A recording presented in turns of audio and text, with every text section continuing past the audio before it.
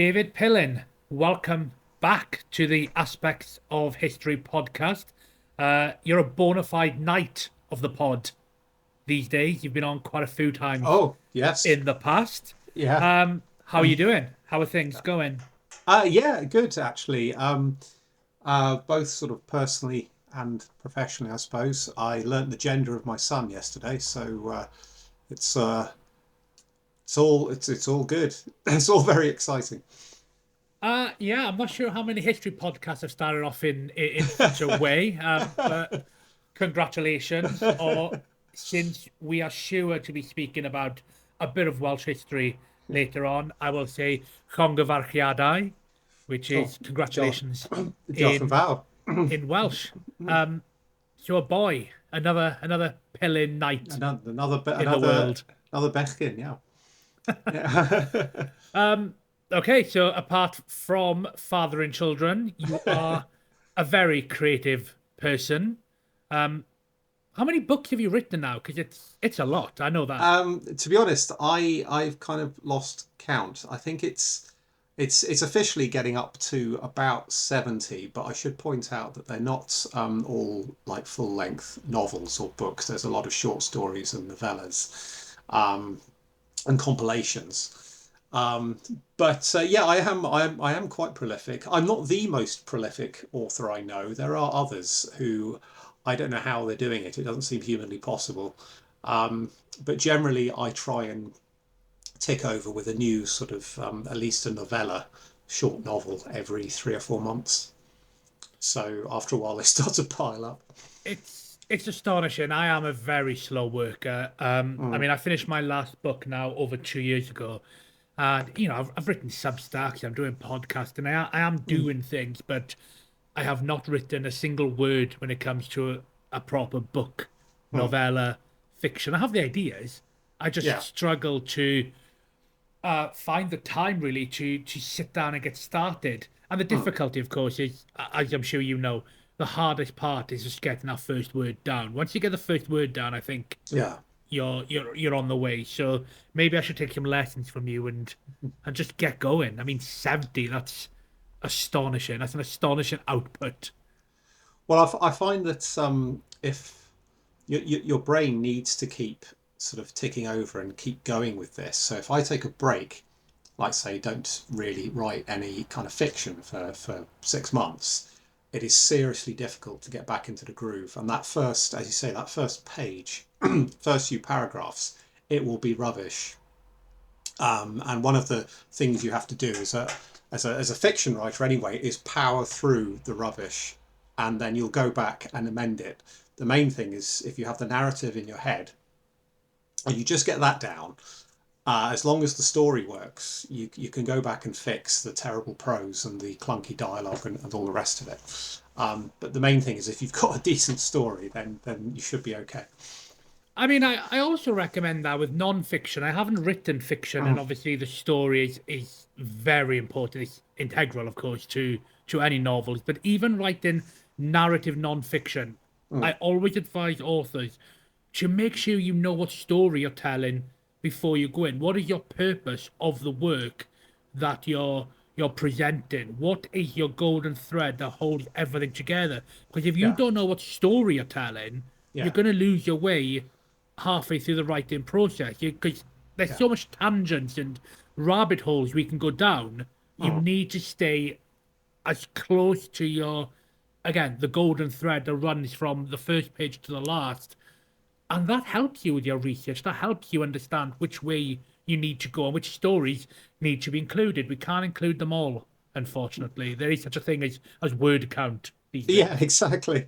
I mean, it is a different skill, obviously, fiction and non-fiction, but it's the same in the sense that you've got a story, as you say, you've got a story, you've got a narrative to tell. The late Terry Pratchett, when he was talking about how to piece together like a structure or a story or whatever you're doing, he used to talk about bits flapping loose when it starts to get out of control. If you've got any instinct as a storyteller, you know when to tie them off and to bring it back to the main sort of thread. And with writing, yeah, non-fiction history, yeah, it is very easy to get sidetracked. So yeah, I mean, I've just finished writing a non-fiction book for Pen and Sword, which has so many potential like little rabbit holes you can go down and side episodes. Um, but then I was given a word count, so stick to that. You know, if I can stick within 10,000 words of that, then I'm doing well. Are you able to give us any details on that work? This one is about the Byzantine Empire and the Fourth Crusade. Basically, what happens in 1204 is the Fourth Crusade sacks Constantinople, which is, after Rome, the greatest Christian city on the planet. And the Crusaders do this, so you know that's lovely. And they conquer it and basically shatter what was the eastern half of the Roman Empire that survived 1,000 years after the West fell. But these kind of the Romans or the Byzantines, whatever you want to call them, the Greeks, they managed to set up this kind of empire in exile in what is now Asia Minor and the Balkans, and they fight back. And within 50 years, they managed to retake the city, and the empire is given like a second lease of life.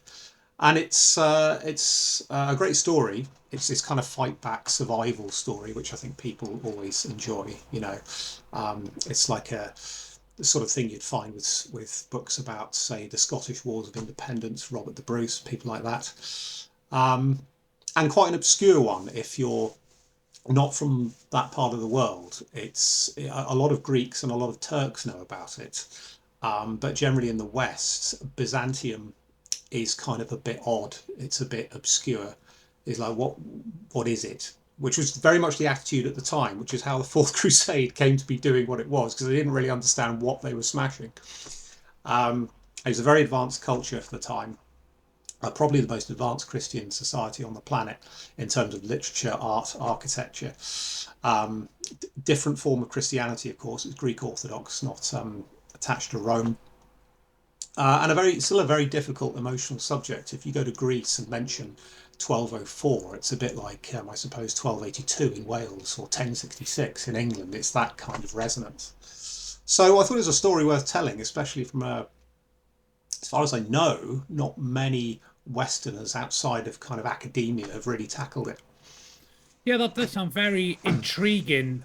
Speaking for myself, I dwell in the 14th and the 15th centuries Mm, only, generally, and I have been doing some reading in recent months and years, your general big history type books, and I've been fascinated to just uncover more about the split of the Roman Empire mm, because, the study of history is always one of those things where working back it always makes a degree of sense because we need to know where we've come from to get to the point that we're studying.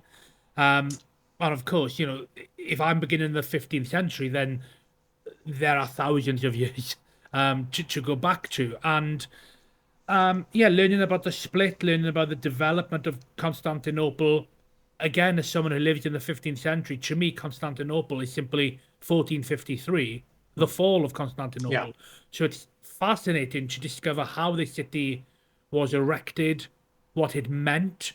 Mm, Um, very much the center of the world in many respects, the center of Christianity at mm, that moment. And I think that it feels very on brand for you in many ways because I think you have built up a good reputation for your work on a certain crusading king or prince as he was then, Oh, uh, Edward. Edward the First, Edward first, yeah. Edward Longshanks, and I'm sure we'll get onto this later, but I think the working hypothesis is that he certainly had something that interested him about ancient Greece, about Mm, Constantinople. We see that in its development, of course, of Carnarvon Castle. absolutely. I've visited Istanbul as it is now several times, and the last time I went last year, I made a point of exploring what's left of the walls of Constantinople, which are quite extensive, especially on the western side, on the European side. And I visited Carnarvon several times. And there's kind of arguments as to did one influence the other. Well, when you actually walk the walls, it's like no, they're identical. The style of masonry, the style of architecture, and what this is supposed to be projecting I mean, Edward never went to Constantinople, and the argument is that, well, if he never saw it, how could he have copied it? It's like, well, someone could draw him a picture, you know. It's not that complicated. And he did have at least one man in his household who was actually part of the Fourth Crusade, or rather, one of the families who were involved, and had lands around the city, and so would have seen it. Um, Carnarvon is really, in my view, Constantinople in miniature. It's even got a golden gate, which is the sea gate. And if you go to Constantinople, the Golden Gate was the main entrance that the emperors used to walk through when they came back from military campaigns. And so it's shouting at us, "I am mini Constantinople." It's like mini me. And then you have like all the imperial symbolism, like the eagles on top of the Eagle Tower, and the banded masonry, and all these things. I think Edward was very much aware of what the city was, and what it was supposed to represent, and how Yeah, impressed people would be by this, you know, recreating Constantine's city in North Wales. I mean, what's remarkable for someone like myself, who is, a castle aficionado and is very big on promoting Welsh heritage, the Welsh medieval past. I've never actually been to Carnarvon. Mm. It's this glaring omission on my otherwise very complete list of Welsh castles. I always find myself just drifting past on the way to some of Edward's other fortresses like Beaumaris or Mm. Conway, and I'm not exactly sure the reason for that. So maybe that is something I do need to correct as soon as possible, Yeah, I especially mean, having. I mean, I'd recommend it because Carnarvon for me has got a very different atmosphere to almost every other castle I've visited, certainly in Britain, even compared to Edward's other castles. I think I've visited all of them. Um, it was very much as a borough, the town and castle of Carnarvon was the symbolic, like this is the imperialist colonialist borough, and of all the towns that he established in North Wales, it was the only one where for a long time no Welsh people were allowed to live. The others, although the law technically applied to them, it wasn't really practical, and so you did have Welsh people living in Conwy and Beaumaris. But Carnarvon was always like the big, no, this is like, we have the stranglehold on trade, the land market, patronage, and it's all symbolises by this thing that we've this monstrous castle. And when you go and look at it now, even now, I mean, I've seen a few things in the world, and Carnarvon, just to look at from the outside, is, you know, huge. It's got a presence, put it like that. I mean, so is Conwy, of course, and Harlech. Um, but I think there's something. If you go and look at it, it's there's something else, something extra about it, I think. Yeah, it's a fascinating concept, an idea that Edward has constructed this castle because Mm. he's looking to project his majesty. Mm. I'm sure listeners are going to get sick and tired of me bringing up Henry VII all the time on this podcast, but it is what I know. He was not the first king who looked to demonstrate dynastic legitimacy by projecting his position. Edward I is a master of that, particularly once he's taken hold of Wales, and Carnarvon, I guess, is very much this project of his that ties Yeah. into many different strands of what he's trying to convey about himself. Well, it was a deliberate attempt to tap into the mythology of which he probably picked up from Geoffrey of Monmouth, of the dream of Maxen Wledig, which that's Magnus Maximus, isn't it? Going back to the fourth century. One of the things that they did when they started building the castle was they supposedly found the body of Magnus Maximus. Oh look, we just found the body of this Roman emperor, and I'm quite certain that it was just, planted. It was some guy who they dressed up in a robe and crown and said, "Oh, we found this Roman emperor. This proves that we should definitely build the castle on this symbolic spot." But the fact that they were aware of the kind of cultural symbolism And I think Edward in Wales is, I mean, he was a major lord in Wales from the age of 15 when his father granted him extensive lands in, well, all over Wales, really, west as well as north. And I think he was very aware of it's not just about castles and armies, it's about controlling burial places, cultural memory. Um, because these things are very important to the Welsh. And I think maybe he had a kind of a psychological insight, which he maybe didn't have in Scotland, because of course he doesn't succeed in the end in Scotland. He doesn't quite understand what's the structure of sort of the Scottish realm is, and you can't just rip it up and turn the place into you're kind of an appendage of England. But in Wales, he does seem to have more of a grasp of what's going on, kind of psychologically. Yeah, I think in general, the Welsh, with regards to English kings, they do seem to be more pliable to those who served as Prince of Wales, and Mm, therefore um, kings who had a apprenticeship dealing with Welsh estates mm, and Welsh identity and Welsh folklore, Welsh mythology. I think of Henry V, of course. He spent the mm, majority of his tenure as Prince of Wales in Wales fighting the Welsh, and he was able to turn that to his advantage when he becomes king by recruiting quite widely within Wales.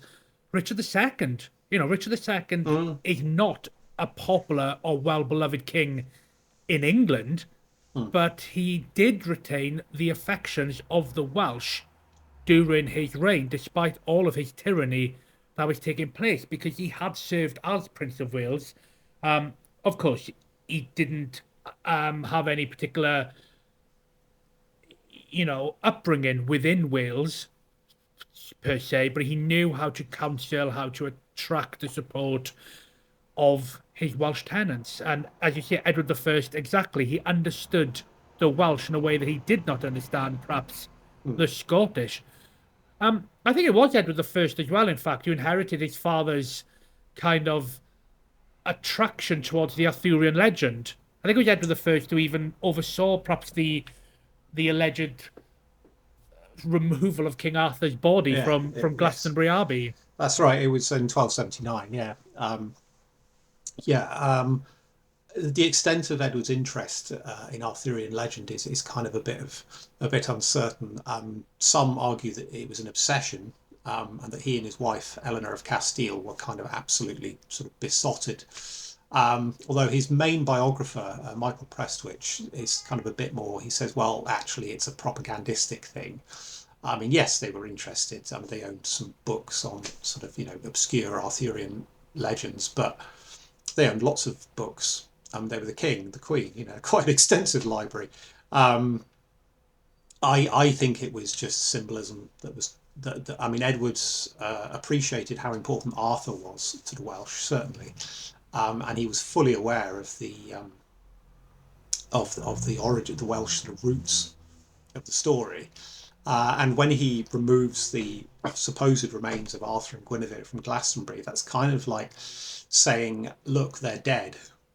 You think they're coming back, but here they are.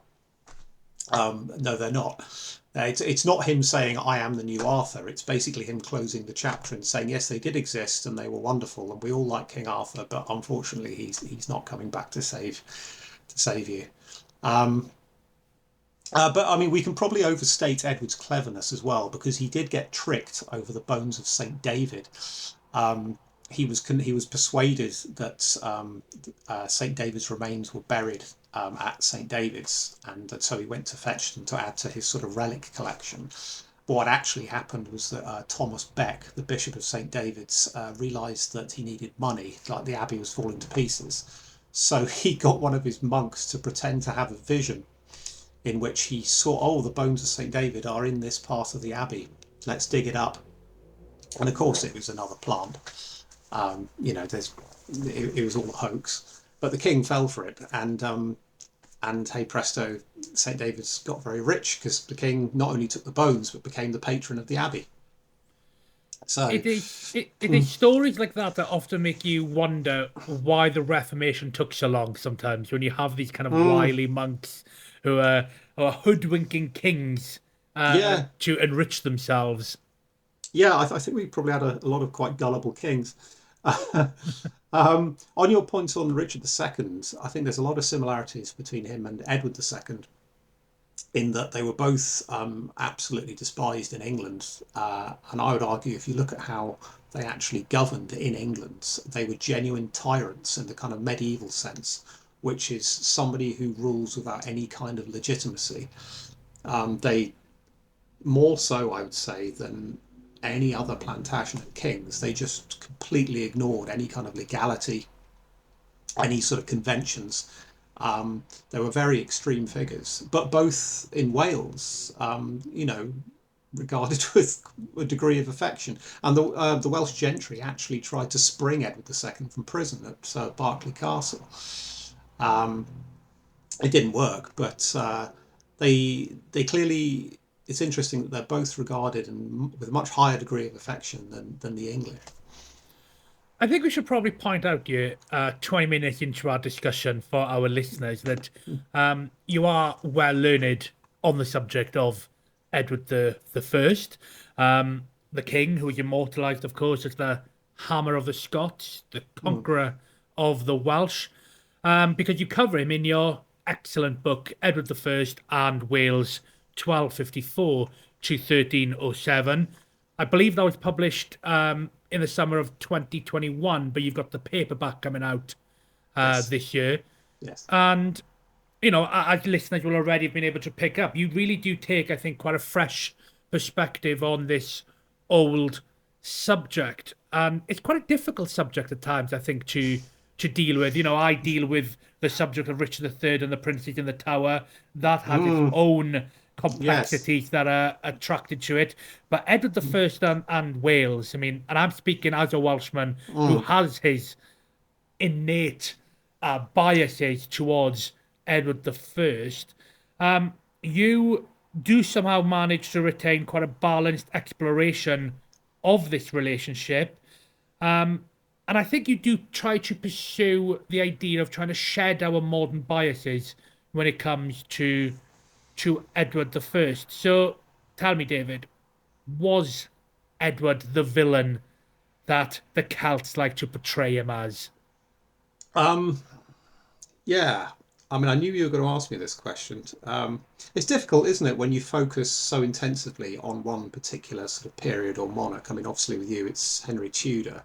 If somebody was to say, so, was Henry a dot-eyed coward who hid up a tree at the Battle of Bosworth? It's like, well, no, no, obviously not. Um, I will say to that point, I tried to come on this podcast to evade the rest of my existence, which is questions such as that on a daily basis on whichever social media platform I am on. So let's try not to bring the Henry VII as a coward discussion to this podcast, please.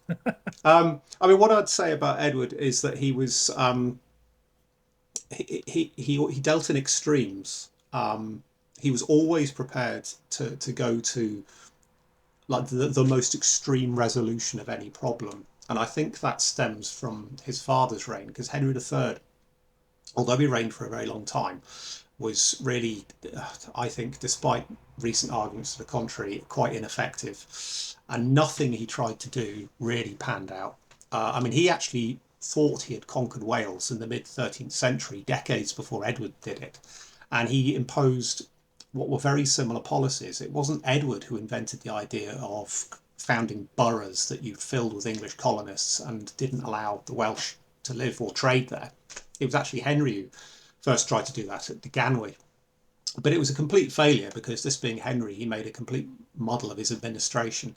And the English colonists who he invited in actually ended up being taxed more than the Welsh. So the colony failed and they all went home. What Edward does is, when he invites English colonists in, he charges them a penny rent a year. So this is a huge incentive to come and settle in Wales. But with regard to your question, was he this villain? It depends from what perspective. In general, his English subjects regarded him with affection, because he was certainly an improvement on Henry III and King John. Okay, not a very high bar, but still. And he He was a very competent administrator. He, more than most Norman and Plantagenet kings, he took a personal interest in the workings of government and legal reforms. And when he died in 1307, most of the sort of controversies of his reign in England, especially the last decade or so, where he's always arguing for money, were kind of forgotten, and people generally said nice things about him. And he did have a reputation as a crusader because he had actually gone on crusade and did all the things that a kind of a contemporary monarch was supposed to do. You're supposed to be a kind of aggressive war leader and, to sort of treat your enemies rather badly. Um, Obviously, he's perceived very differently in Wales and Scotland. Thing with Wales is that you can't ignore the brutal aspects of the Edwardian conquest, and I hope I don't do that. And certainly after 1282, the immediate aftermath, there's a lot of people with very good reason to be angry and upset because Edward is not very sensitive about how he goes about this. He brings in these floods of colonists. Prince Llywelyn and his brother David especially, had done away with, the House of Gwynedd is kind of ripped out. After there's this major revolt in 1295, after that, Edward's a bit more, he sort of takes a more softly approach because he realizes his policy hasn't really worked. And it's not a case of suddenly he wants to be nice. It's like, this isn't working. I can't just kill everyone. I've got to try and incorporate the Welsh into my administration. And he does do that. And the Welsh gentry, or the uchelwyr, to use a contemporary term, they kind of step into this power vacuum that's been left because Edward has killed most of the Tywysogion, most of the princes. And he realises that he needs them if he's going to retain control of Wales, and he needs them for his military. Edward raises staggering numbers of Welsh troops for his wars in France and Scotland. This is a very long answer, but it's not an easy question. And then in Scotland, he has this very, very negative reputation. I mean, he's the villain of Braveheart. You could pick the bones out of that, but essentially what Edward tries to do in Scotland is basically completely unjustified and doesn't work. So, it's very difficult to, the only way you could defend his policy is if it had worked out and he had actually conquered Scotland. But to make a mistake and then fail is not great. I would say that is an excellent answer, and a very typical answer for an historian who is asked a difficult question. That is something we all face during Q&A sessions, and it's not ever going to be a yes or no answer. No, it shouldn't be, really. So that was a bit naughty of me, but this is the platform for a discussion. Yeah. Thankfully. Hi, Nathen here. Please forgive my interruption, but I just wanted to let you know that here at Aspects of History, we produce a digital magazine featuring articles, interviews, short stories, and book reviews featuring the brightest and best historians and storytellers. Authors featured have included Lucy Worsley, Ben McIntyre, Andrew Roberts, and plenty more. An annual subscription featuring 6 issues costs just £9.99 or $9.99 for those of you across the pond. Head over to aspectsofhistory.com to subscribe or to gift a subscription to friends or family. Now, back to our show. So again, for the benefit of our listeners, you've touched on a few people there who I want to explore a bit more deeply. Edward I conquered Wales in 1282 to 1283, or rather he conquered Gwynedd, which is the last independent Welsh kingdom still standing. What many people don't appreciate is that Wales, as we know and love, I hope, didn't quite exist during that period as it does today. Wales was very much a series of petty kingdoms that had risen out of the post-Roman period. there certainly was a Welsh people who shared a cultural, linguistic, legal outlook. But after the Norman conquest, part bit by bit, the Welsh people were conquered. All the various lordships were overrun across the centuries. But Mm, in 1282 and 1283, we get to this moment where mm. Edward I finally settles on a complete conquering of Gwynedd. Can you give us some of the immediate backstory as to why Edward has reached that point, and I suppose the role that the Welsh played in their own downfall? Because this is something that's not often Mm. appreciated. Um, yeah, I think the first thing to say is that Edward thought he had achieved what he wanted to achieve in Wales a few years earlier, because there's this previous conflict in 1277 in which Prince Llewellyn ap Griffith, although he's allowed to retain his title, Princeps Waliae, Prince of Wales, however you interpret it, he's basically stripped of all of his power. He's restricted to Gwynedd uwch Conwy, and all of his authority outside of that is kind of non-existent. Um, the problem is Edward's administration in the years following that moment is pretty oppressive. How much of that is his fault is kind of difficult to know, whether he's just kind of taken his eye off the ball and is now concentrating on France or other things. But there's a lot of corruption. It's kind of a running theme in Wales, really. Whenever the English sort of get anywhere, it's very difficult to achieve anything in Wales, especially militarily.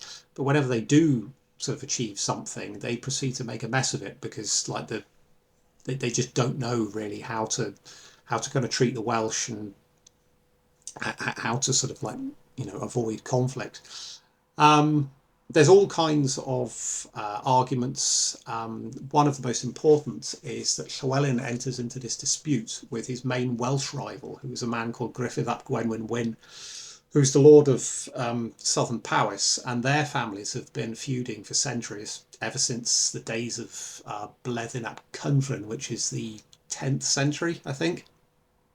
Um, and they're arguing over a piece of land in North Wales called Arwystli, which sounds like a fairly minor affair, but it kind of drags in lots of other people.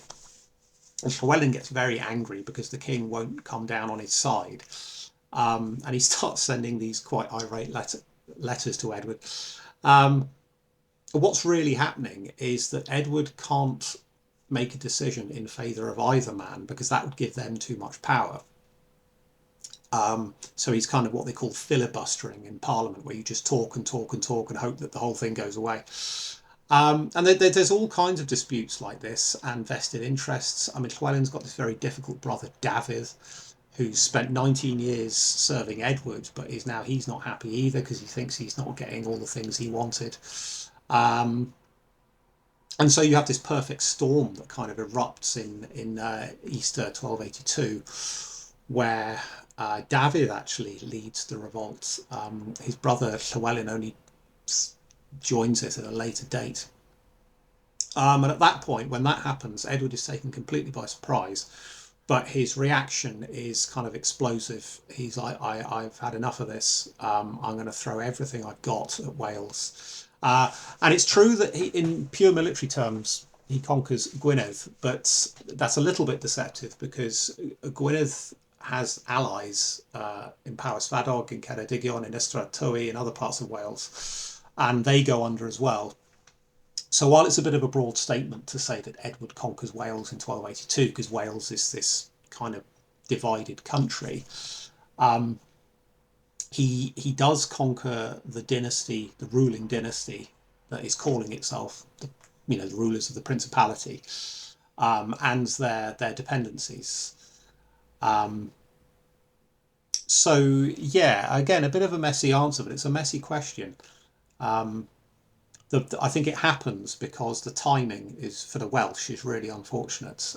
Edward has no other distractions at this point. He's not fighting the French or the Scots. He's got the Pope on his side, which is something that tends to be forgotten sometimes. Llywelyn is excommunicated twice David is excommunicated. And I think that's the reason why they both die the way they do, because they're outside of the church, and you can kill an excommunicate in any way. It's not a problem. Yeah, and I think Llewellyn has a big problem in that he only, of course, has a daughter. He does not have a son, and he has this brother, as you've suggested, who is a problem for him. Is a problem for Mm, him for decades. mm, And it is effectively David who pulls him into this quarrel through his subterfuge, through his plot, through his conspiracy, through his ambition, and mm. brings the whole deck of cards tumbling down. So it's not quite this simple, straightforward England versus Wales conflict that it often is portrayed as. No, that's right. I think that's something that was an impression that was kind of imposed on the era centuries later. I mean, obviously, Edward is the King of England, Llewellyn is the Prince of Wales, so it looks like England v Wales in that context. But Llewellyn has a lot of enemies in Wales, Welsh enemies, people on the Middle Marches, but even people inside Gwynedd. There's a lot of concerns over what he's trying to do. And one of the things he can't do is control his family. Llewellyn had four siblings, Dafydd, Owain Goch, Rhodri, and a sister, Mared, who sometimes gets forgotten. And when you look at his relationship with all of them, it's always quite fractious. He can't get along with any of them. And I mean, what's the common factor? Well, it's Llewellyn, isn't it? I think like most men of power, kind of a bit authoritarian, he wasn't an easy man to get along with. He didn't achieve what he did, certainly in the sort of the early to middle part of his career, by being, a kind of an easygoing guy to get along with. Maybe a bit like Edward in the sense that he was prepared to do extreme things, although he wasn't as bloodthirsty. Um, but it is notable that he can't keep the loyalty of his close family or of many of his household, his courtiers. There's one moment, for instance, in about 1280, where he finds a man called Rhys ap Griffith £100, which is an enormous amount of money for Wales at the time, because Rhys had defied him to his face and basically said to Llewellyn, "I'm to hell with you. I'm not going to do what you tell me." And then Rhys went and joined the English, and his son Sir Griffith Lloyd was an adherent of Edward II. So when you trace what's going on in these personal relations over these years, you can see everything's kind of crumbling away, which is quite sad. Um, but yeah, as you said, Llewellyn only had one child, Gwenllian. He married very late in life. He's a lot older than Edward. He's in his mid to late 60s, if not in his 70s by the time he's killed. No sons, politically isolated, quite a vulnerable figure. And in the end, although the way he dies is kind of again shrouded in national legend, there's a memorial to him. It's actually quite a squalid affair. He's basically put down.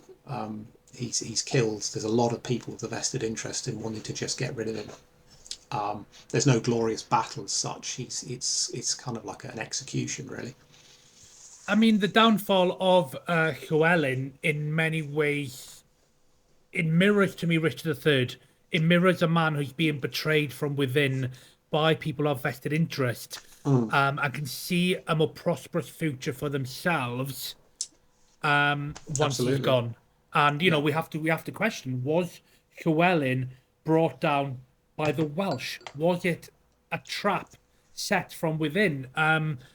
Yes, Kilmary, which is where this commemoration and this statue is placed, is not too far from where I was born and brought up, and it's a very evocative place that raises nationalistic fervour Mm, every December during the date that is given for Llewellyn's downfall. It is something that that has managed to capture some modern sentiments and modern feelings, but we have to ask the uncomfortable questions.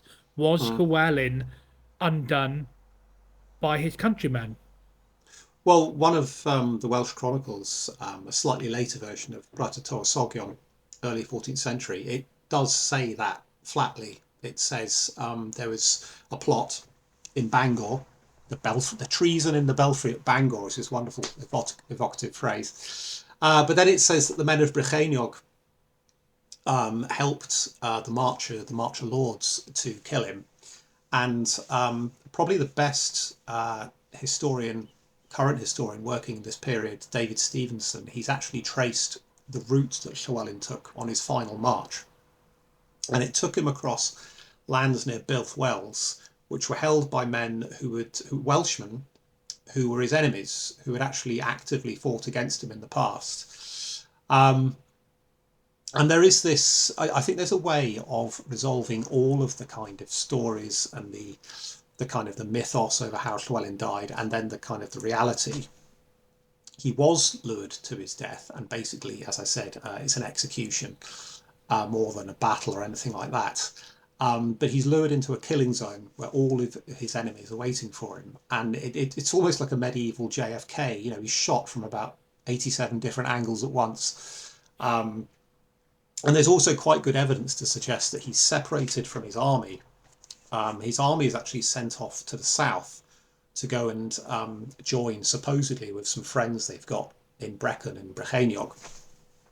But of course, that's another, they're drawn into an ambush. This whole thing is very coldly, sort of clinically done. And Llywelyn's left with about 18 retainers. Why he thinks that this is a good idea, I'll divide my army in the middle of hostile territory and I'll go and meet people who hate my guts.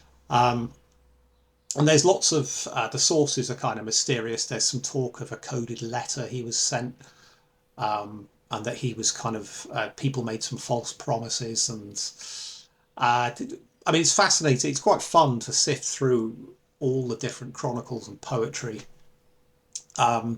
And it's quite difficult to know exactly what happened, but basically,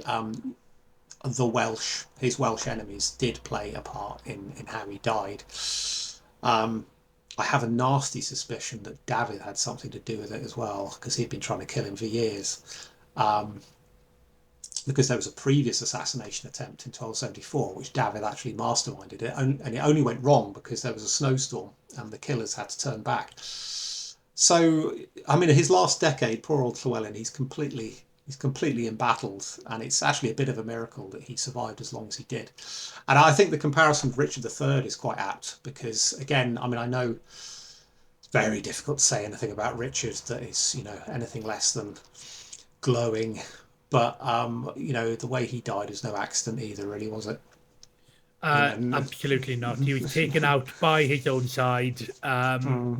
You know, just to end the point on Llewellyn, he's remembered by our nation as Ein Hugh Olaf, our last leader. But of course, David did replace him, albeit briefly, using the title Prince of Gwynedd before he himself realized, you know, he inherited what his brother had long tried to master, which is self-determination up against an expansionist foe, and David ends being hanged, drawn, and quartered in, I think, Shrewsbury.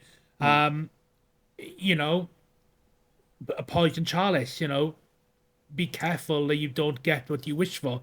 And I do think you're correct. David may possibly have bitten off far more than he could chew by perhaps, if not directly bringing down his brother's, bringing about his brother's downfall, certainly being somewhat complicit in it. Yeah, I mean, what happens to David? By the time he becomes prince, because he inherits after Llywelyn's killed, December 1282. This last kind of 5 or 6 months. If it hadn't actually happened, you would think you're now reading some kind of bad Gothic novel, because he inherits this hopeless situation, which he has done quite a lot to bring about. And his lifelong ambition from his teens, really, was to be the man, to be ruler of Gwynedd, to be Prince of Wales. And then he finally gets the opportunity, if it can be called that. And it kind of reminds me of that final scene, if you remember it, in the first series of Blackadder, where Blackadder becomes king after they've chopped his hands and feet off, and he lives about 30 seconds with the crown on his head. Um, David, I can't tell. He's a fascinating study, David. I can't tell if he was deluded or maybe just, I don't know, another medieval nobleman who kind of overstepped the mark. Um, but in his last days, he sends out these letters calling for the Welsh to rally to him. It's like, the war's not lost, boys. We'll make one final stand in Gwynedd, and if nothing else, we'll give them a bloody nose. And by the time he dispatches these letters, the men he's sending them to have already joined the Royal Army. It's kind of darkly. It's like a black comedy. Of course, there's nothing funny about what happens to David. Um, but as you say, he was Prince of Wales, so Llywelyn wasn't the last leader. And then a few years later, their cousin Madog, he took the title. I actually took a photo of his only charter in which he calls himself Prince of Wales. It's about that big. It's held at the National Archives, but he definitely used it. And then you get Owain Lawgoch in the mid 14th century, and then of course Owain Glyndŵr. So Llywelyn certainly isn't the last. I think the point is he's the only Welsh ruler to call himself Prince of Wales who had his title formally acknowledged by a King of England. None of the others managed to do that. Yeah, absolutely. And Mm, as you've pointed out, the irony is it's at the point of his lower of his at his weakest point. He is given this title by the English King, Prince of Wales, mm, whilst having all of his lands and powers almost effectively stripped from him. Um, what is we could talk about this subject for hours, but before I let you go, what I would like to explore is your use of primary sources. I think primary sources are very important to you in trying to overturn a lot of the incorrect misconceptions that have built up around the history of Wales and England.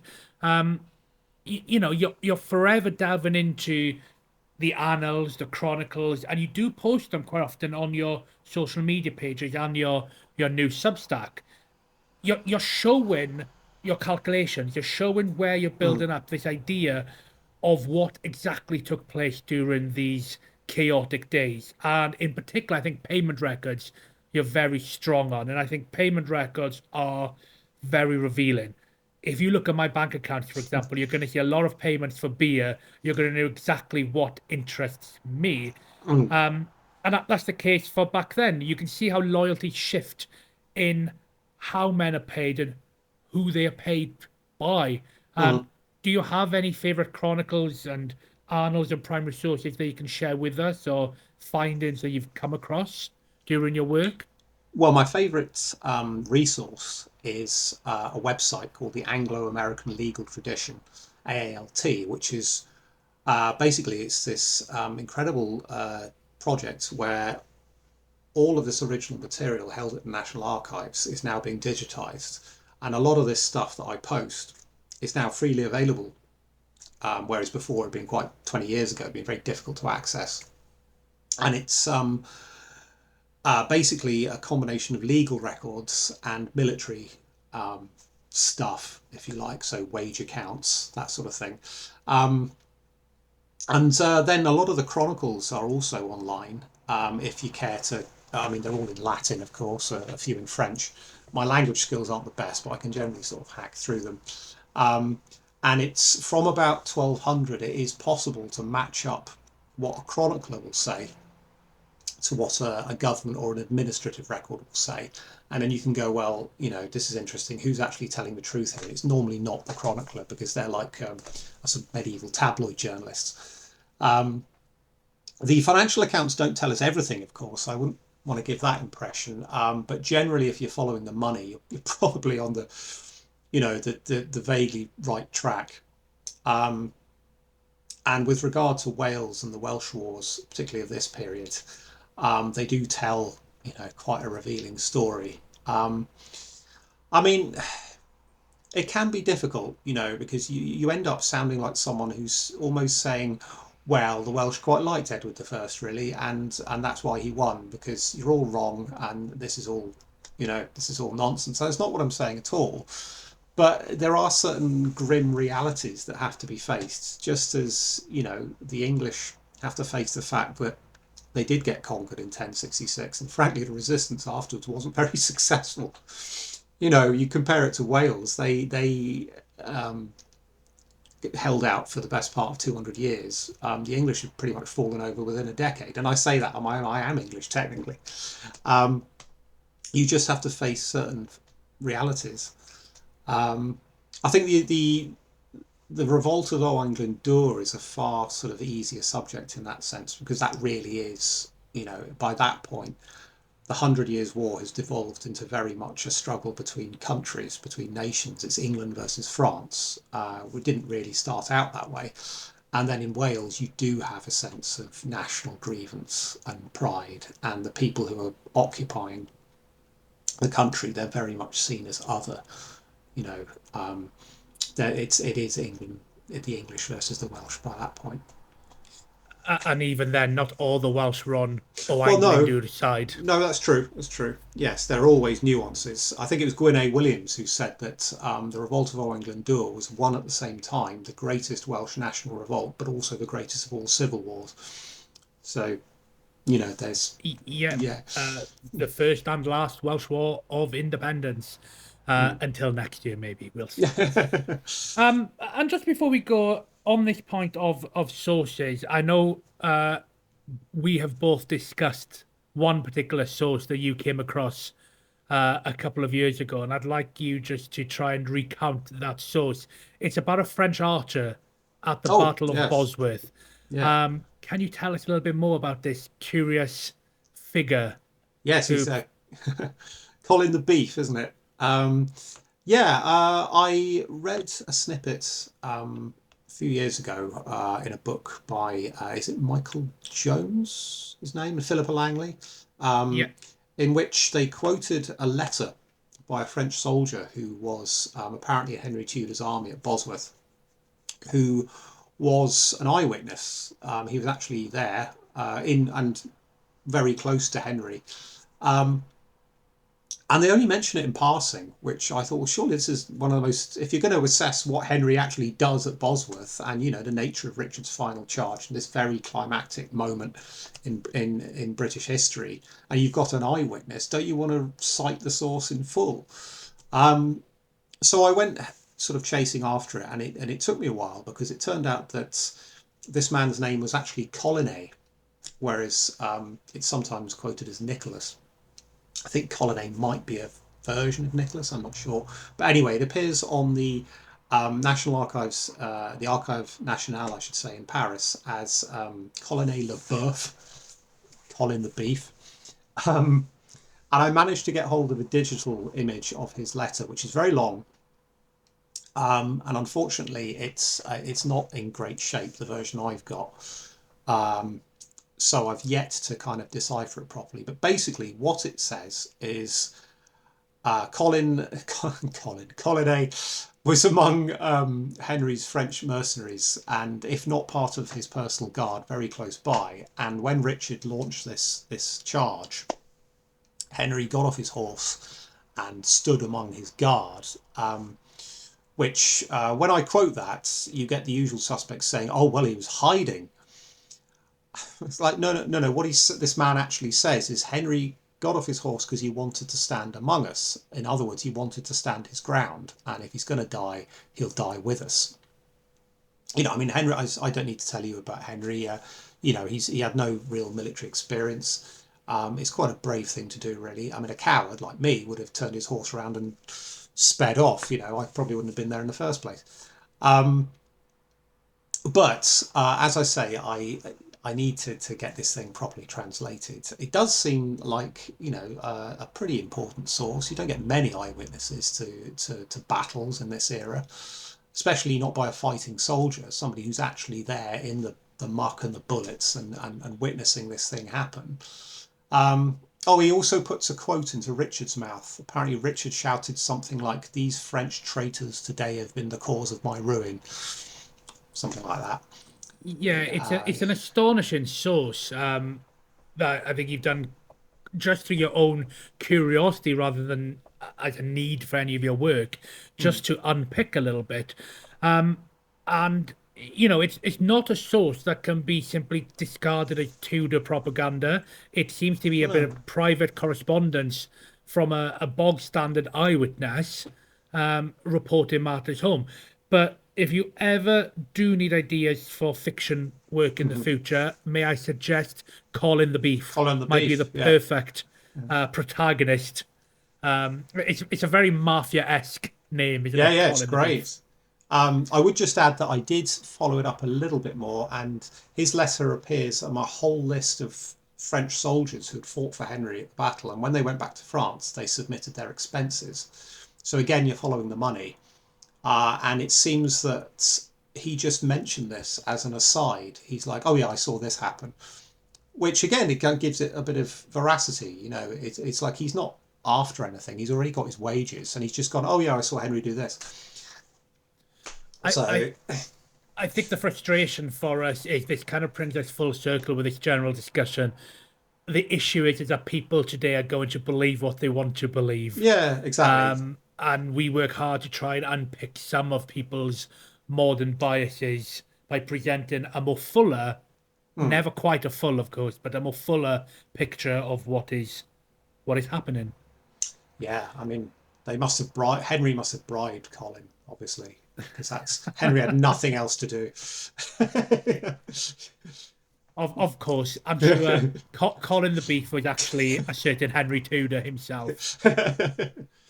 Well, on that note, we reached the end of the medieval period there. It's been a very fascinating, wide-ranging discussion. As I say, unfortunately, I think we would need many, many hours to delve really into the true essence of what was going on back in 1282. There's certainly a lot more work that we can be doing to try and explore the Byzantine legacy that was left behind, and we can hopefully do a podcast in the future exploring that. But David, thank you very much for joining us. Congratulations on your recent good fortune. Thank you. And I hope that the future is as prosperous for you writing your books as it has been to this point. Thank you very much. Thank you all for listening today. Links, as always, are in the show notes. Please share the podcast with friends and family, and if you do want to get in touch with us, please do so through our website at aspectsofhistory.com. Until then, thank you so much for joining us.